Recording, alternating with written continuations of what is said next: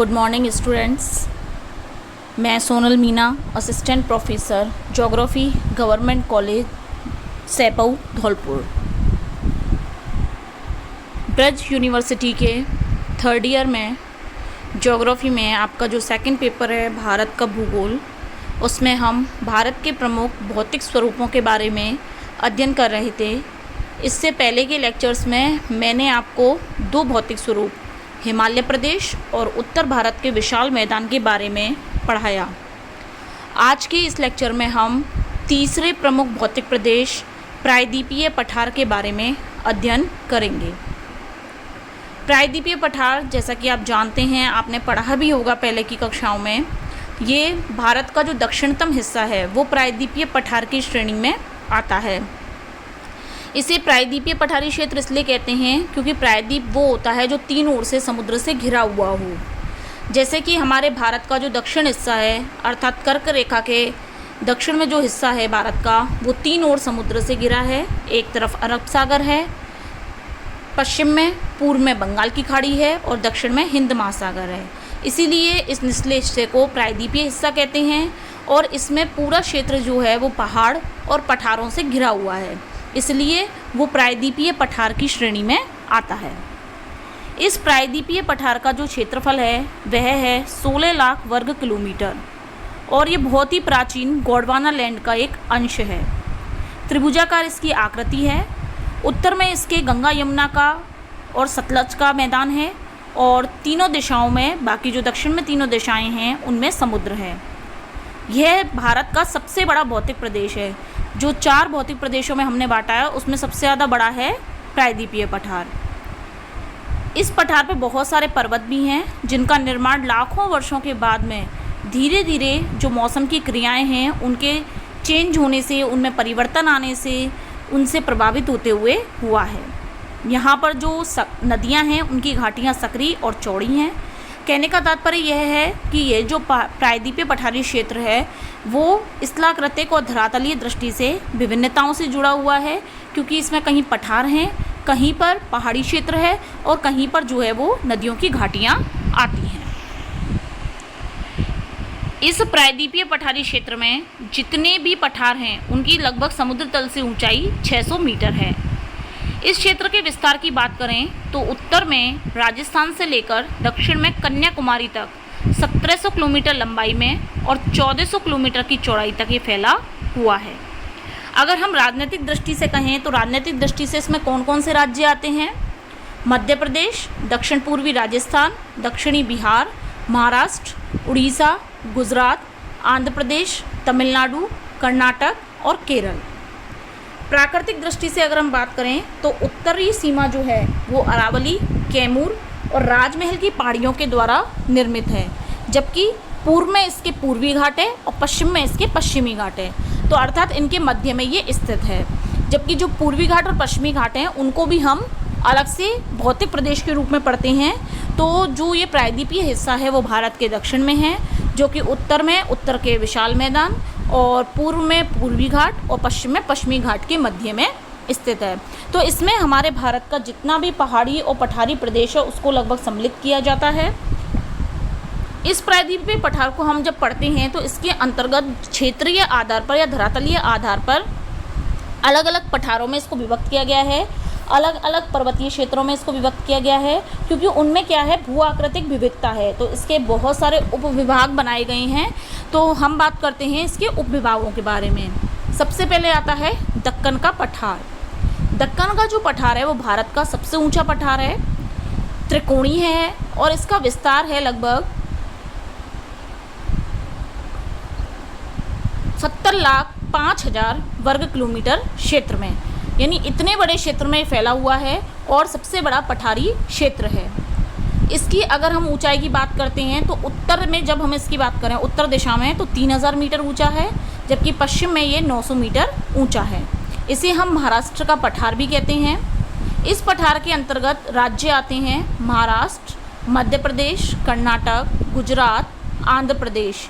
इसकी उत्तरी सीमा पर ताप्ती नदी है और पश्चिम में पश्चिम घाट है, यानी उत्तर की सीमा इससे बंधी है ताप्ती नदी से और पश्चिम में पश्चिमी घाट के द्वारा। बेसाल्ट चट्टानों से ये बना हुआ है। लोहा, अब्रक, मैग्नेसाइट और बॉक्साइट जैसे खनिज पदार्थ मिलते हैं। जो गोदावरी नदी है वो इस पठार को 2 भागों में बांट देती है। एक तो है तेलंगाना का पठार और दूसरा है कर्नाटक का पठार। तेलंगाना का जो पठार है वो गोदावरी नदी के उत्तरी भाग में जो वन है उनसे आच्छादित पठार है, अर्थात वन आच्छादित क्षेत्र है ये पूरा। इसमें वर्धा नदी बहती है और इसके दक्षिण भाग में उर्मिल मैदान है, जहाँ पर सिंचाई के लिए तालाब बनाए गए हैं और उस हिसाब से वहाँ का जो भूमि है वो बहुत ही अच्छी है। इसका निचला भाग समतल है जिसमें बड़े बड़े नगर हैं जैसे कि हैदराबाद, सिकंदराबाद आदि सभी तेलंगाना के पठार के निचले हिस्सों में स्थित हैं। दूसरा आता है कर्नाटक का पठार, जो कि 600 मीटर की ऊंचाई वाली समोच्च रेखा द्वारा 2 भागों में बांटा गया है। उत्तरी भाग है उस पर कृष्णा और तुंगभद्रा नदी बहती है।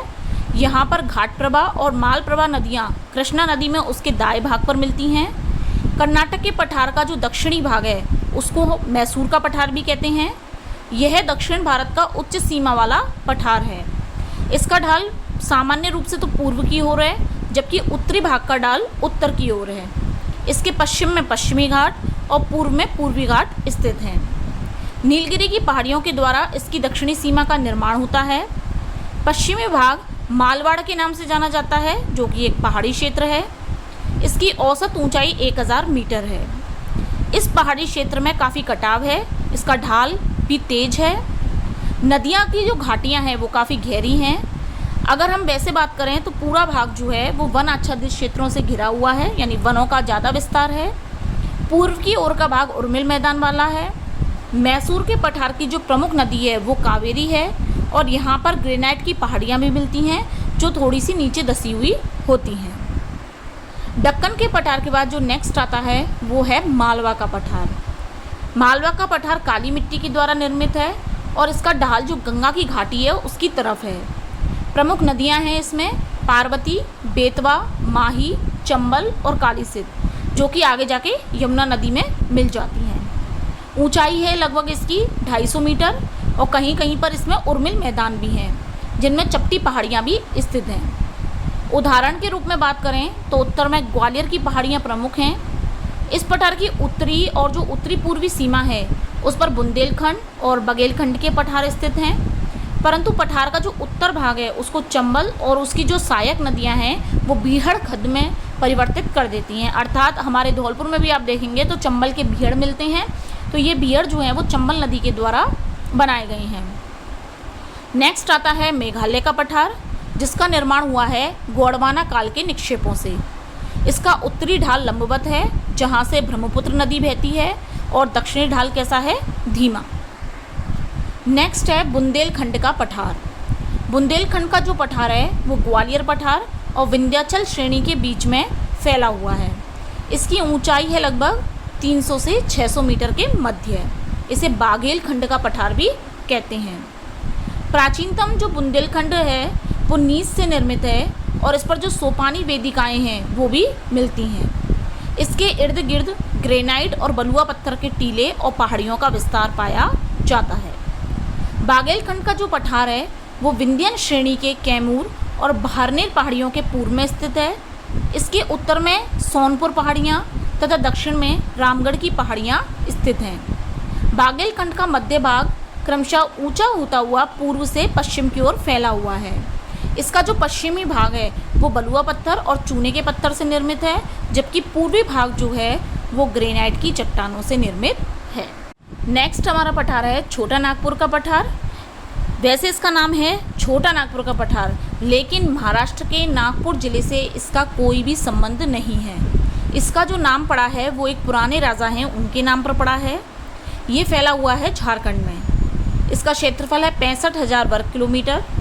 रांची का पठार, हजारीबाग का पठार, कोडरमा का पठार सब इसी के अंतर्गत शामिल किए जाते हैं। इसकी औसत ऊंचाई है 700 मीटर। ये जो छोटा नागपुर का पठार है इसमें खनिजों का बहुत ज़्यादा भंडार है, इसलिए इसे खनिजों का अजायबघर कहते हैं। खनिजों के कारण ही इस पठार का काफ़ी विस्तार बढ़ गया है, इसका महत्व बढ़ गया है, क्योंकि प्रमुख उद्योग धंधों की स्थापना इसके आसपास के क्षेत्रों में ही होने लगी है। नेक्स्ट आता है शिलोंग का पठार। यह गारो, खासी और जयंती पहाड़ियाँ जो हैं उनको शामिल करते हुए इसका नाम शिलोंग का पठार पड़ा है। इसमें कोयला, लोहयस्क और चूने के पत्थर के जो भंडार हैं वो उपलब्ध होते हैं। नेक्स्ट आता है अरावली पर्वत, जो कि हमारे राजस्थान की प्रमुख पर्वत श्रृंखला है। प्रायद्वीपीय भारत के पठार के उत्तरी पश्चिमी भाग में स्थित है। इसका विस्तार है गुजरात के पालनपुर से लेकर के उत्तर पूर्व की तरफ दिल्ली के मजनू टीला के पास तक। लंबाई है इसकी कुल 800 किलोमीटर। सबसे ज़्यादा इसकी लंबाई है राजस्थान में, गुजरात में थोड़ी कम है। इसका जो दक्षिणी भाग है उसमें जरगा की पहाड़ियाँ हैं, उस क्षेत्र को जरगा पहाड़ी के नाम से जानते हैं। दिल्ली के पास अरावली पर्वत को दिल्ली रेंज के नाम से जाना जाता है। इसका सबसे ऊंचा शिखर है गुरु शिखर, जो कि माउंट आबू में स्थित है। जैन धर्म का प्रसिद्ध तीर्थ स्थल दिलवाड़ा भी माउंट आबू में है। अरावली पर्वत विश्व का सबसे प्राचीन वलित पर्वत है। प्रमुख जो नदी है वो है बनास नदी, जो पश्चिम से पूर्व दिशा में बहती है और आगे चल कर के चंबल नदी में मिल जाती है। नेक्स्ट आता है पश्चिमी घाट या सह्याद्री क्षेत्र की पहाड़ियाँ। घाट अलग है, घाट के बगल में ही, मतलब घाट से पहले ही जो क्षेत्र है जो घाट से सटा हुआ है वहाँ पे पहाड़ी क्षेत्र है, उसको हम इसके अंतर्गत पढ़ेंगे। जो पश्चिमी घाट है वो दक्कन के पठार की जो पश्चिमी सीमा है उसके समानांतर फैला हुआ है। इसके उत्तर में ताप्ती नदी की घाटी है और दक्षिण में है कन्याकुमारी, और ताप्ती नदी की घाटी से कन्याकुमारी तक इसकी लंबाई है 1600 किलोमीटर। भौगोलिक संरचना की दृष्टि से ये जो पश्चिमी घाट का पहाड़ी क्षेत्र है इसे 3 भागों में बांटा गया है। इसे हम सह्याद्री क्षेत्र भी कहते हैं। तो पहला है इसमें उत्तरी सह्याद्री क्षेत्र, जिसका विस्तार है ताप्ती नदी से मालप्रभा नदी तक, और इसकी लंबाई है 650 किलोमीटर। उत्तरी सह्याद्री की औसत ऊंचाई है 550 मीटर। यहीं से गोदावरी, भीमा, कृष्णा और उर्रा नदियों का उद्गम होता है। कलसूबाई, सालेहर, महाबलेश्वर इसकी प्रमुख चोटियां हैं। थालघाट और भोरघाट उत्तरी सह्याद्री के 2 प्रमुख दर्रे हैं। मुंबई से कलकत्ता का मार्ग भोरघाट दर्रे से ही बनता है। दर्रे का मतलब ऐसे क्षेत्र होते हैं जहाँ पे ऊंचे ऊंचे जो पहाड़ी क्षेत्र हैं उनके बीच में से गलियों जैसे रास्ते बन जाते हैं, जिनसे होकर के आवागमन होता है। दूसरा आता है मध्य सह्याद्री क्षेत्र। इसका विस्तार है मालप्रभा नदी के उद्गम स्थल से लेकर पालघाट दर्रे के बीच में। इसकी लंबाई है 650 किलोमीटर। काफ़ी ऊबड़ खाबड़ धरातल वाला क्षेत्र है और वनों से ढका हुआ क्षेत्र है। मध्य सह्याद्री की औसत ऊंचाई की बात करें तो ये है 1220 मीटर। कुंद्रेमुख और पुष्पागिरी इसकी प्रमुख चोटियां हैं। मध्य सह्याद्री जो है वहाँ पर ग्रेनाइट और नीस जैसी चट्टानें हैं। इसके अलावा इसके पूर्व में तुंगभद्रा और कावेरी नदियाँ जो हैं उनकी प्रवृत्ति होती है। दक्षिण सह्याद्री जो है वो नीलगिरी की पहाड़ियों से लेकर कन्याकुमारी तक फैला हुआ पर्वतीय क्षेत्र है। इसकी लंबाई है 290 किलोमीटर। इस भाग में नीलगिरी पहाड़ी के साथ साथ जो अन्नामलाई है उसकी पहाड़ियों को भी शामिल करते हैं। दक्षिणी सह्याद्री की सबसे ऊंची चोटी है अन्नाईमुड़ी, जिसकी ऊंचाई है 2695 मीटर। दक्षिणी सह्याद्री के उत्तर पूर्व में पालनी की पहाड़ियाँ हैं और दक्षिण में इलायची की पहाड़ियाँ हैं। पश्चिमी घाट के बाद बात करते हैं पूर्वी घाट की पहाड़ियों के बारे में। पूर्वी घाट का जो विस्तार है वो 1300 किलोमीटर है और महानदी से लेकर के नीलगिरी की पहाड़ियों तक ये फैला हुआ क्षेत्र है। जो पूर्वी घाट है उसकी औसत ऊंचाई है 615 मीटर। पूर्वी घाट के अंतर्गत दक्षिण से उत्तर की ओर पहाड़ियाँ जो फैली हुई हैं उनको नीलगिरी, पलकोदा, अन्नामलाई, जावदा और शिवराय की पहाड़ियों के नाम से जाना जाता है। गोदावरी और कृष्णा नदियों के डेल्टा के बीच जो पूर्वी घाट है उसका स्तर कैसा है? समान। पूर्वी घाट का सबसे ऊंचा स्थल है विशाखापट्टनम और इसके बाद दूसरी सबसे ऊंची चोटी है महेंद्रगिरी। इस घाट का निर्माण चारकोनाइट्स और खुर्लासाइट जैसी जो चट्टानें हैं उनसे मिलकर के हुआ है। यहाँ पर चंदन के वन भी मिलते हैं और कावेरी नदी जो है उसके द्वारा निर्मित होजेकल जलप्रपात जो है वो भी यहीं स्थित है। अब बात करते हैं प्रायद्वीपीय पठार के महत्व के बारे में। कितनी इसके उपविभाग हैं, कौन कौन से पठार हैं, कौन कौन से क्षेत्र हैं, उनके बारे में हमने पढ़ा। प्रायद्वीपीय पठार का महत्व इसलिए है, एक तो सबसे प्लस पॉइंट ये है कि काली मिट्टी का क्षेत्र है, तो कृषि की दृष्टि से बहुत उपजाऊ है। प्लस जितने भी पठारी क्षेत्र हैं उनमें विभिन्न प्रकार के खनिज पदार्थ, कोयला वगैरह ये सब चीज़ें मिलती हैं, तो औद्योगिक दृष्टि से भी इसका काफ़ी विकास हुआ है। तो यहाँ पे बेसाल्ट की चट्टानों से जो काली मिट्टी मिलती है, तो कपास और गन्ना जैसी कृषि कार्य है। इसके अलावा जो प्रमुख नदियाँ हैं, बहुत सारी नदियाँ हैं जो कि जल विद्युत उत्पादन के अनुकूल हैं।